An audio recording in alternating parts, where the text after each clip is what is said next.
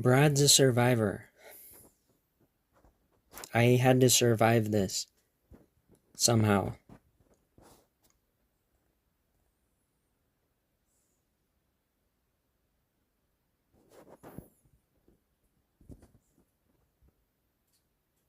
And it got so much worse than this, too. This was 2017. You had just finished helping me clean the kitchen. This is right after that. And it got so much worse. You'll have to use your imagination.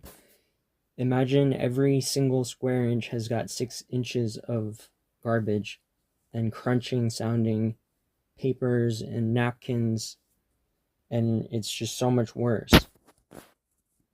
Look at how horrible that is. I survived that.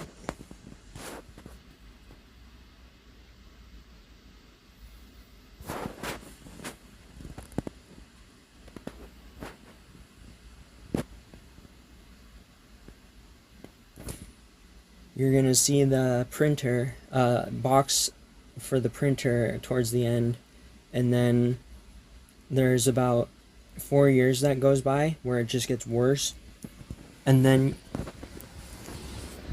there's a picture of the garbage bags that had the garbage that was in my living space. It was so huge. There's this massive, huge pile of garbage bags. But this gives you an idea. So if you use your imagination, like, this gives you an idea. So you might be able to even imagine how much worse what it was like when it was even worse.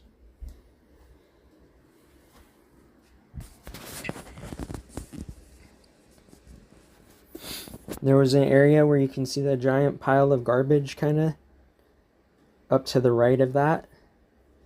That turned into a huge mountain with trails over there. There was a huge mountain that if I wanted, I could have gone swimming through it, but it was nasty and probably full of germs. To the point where if I touch it, I would have to, like, take a shower because it's just horribly filthy. And it got worse and worse and worse and worse and worse until once I got COVID money. And that was when it stopped getting worse because I finally had money and I was just dead.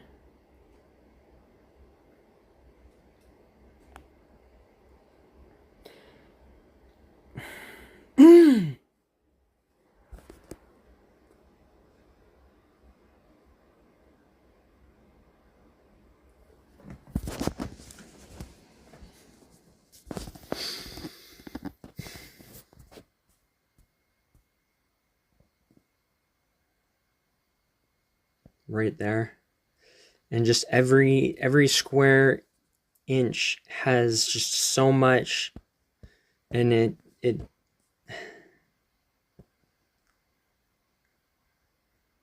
I don't want to have any trouble getting work.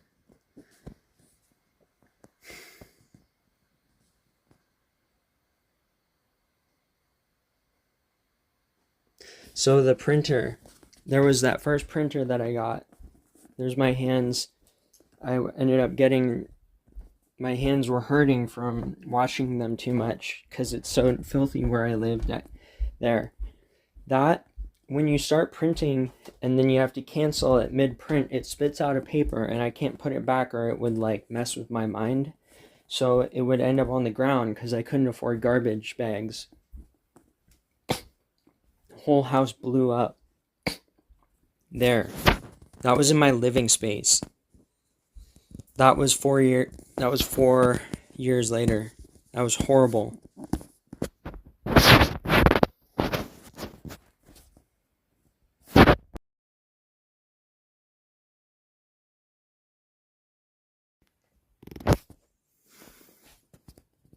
This is the research and development lab.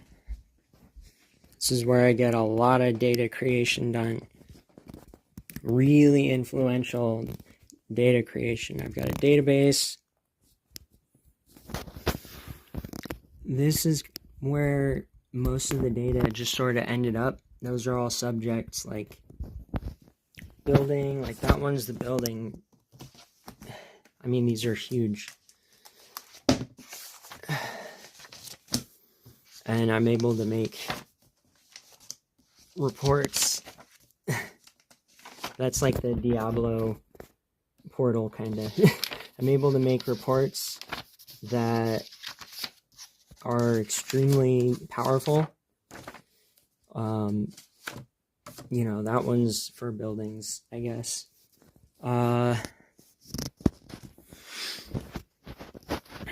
here is where I would get most of the work. Well, one of the places I would do work.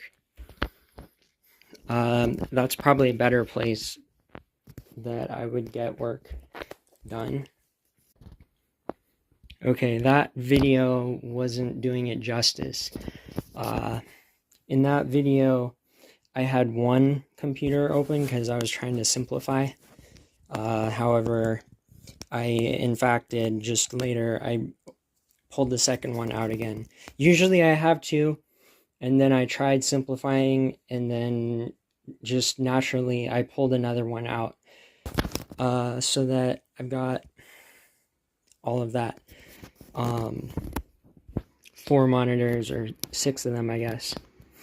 What the Google Data Analytics, the first of the 8 courses, because there's, I think, 8 of them, and I did the first one, and then there's the Power BI. I think there's 8 or 9 of them, and I did the first of that, which was the Excel course. But that first one so I've taken an intro to both of them, and I want to keep taking the Microsoft Power BI Data Analyst course, but I need to get work. So the first one of the Google Data Analytics, that course, it said that additional monitors, it helps keep the context. It said that, so for example, when I was using that, and then I needed to keep one of the websites open for a job getting website, I opened it on one of those, and it kept it going while I was working on that. Or a different time, you know, I put a video of one of the places I was thinking of applying to, and so it said that it keeps the context. So usually I'm working with 6 monitors, and then after I've got work, hopefully at a startup, my setup will upgrade.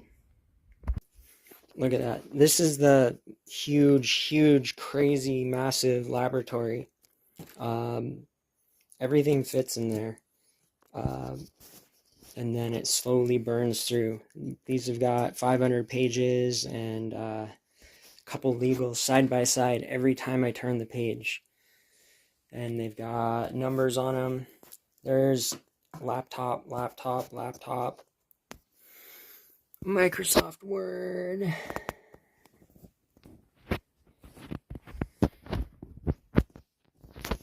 All of this is designed to get fed to AI. Like, I have an understanding of AI that is beyond what most people can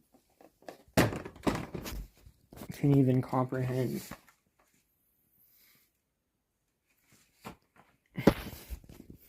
So then, storage room.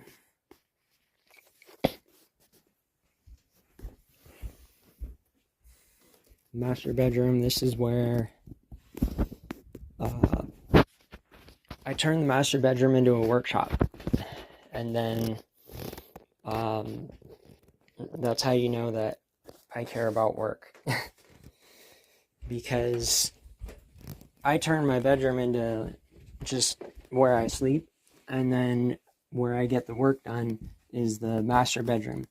So right here, the wiring in the house kind of fried. So everything on that side has the electricity. We turned it off, so I use those. They're rechargeable, but I get all the work done in the living room anyway, and it doesn't, you have a lot of flexibility when it comes to making reports out of paper. Storage, as you can tell, there's a lot of equipment that I've got. Everything's all streamlined. Everything's all built to be optimized, and desk. It looks sort of like a setup that needs funding, but has been, I've made it work. It's upgradable. But typing is pretty easy for me to optimize, and I do a better job than anybody. Yes.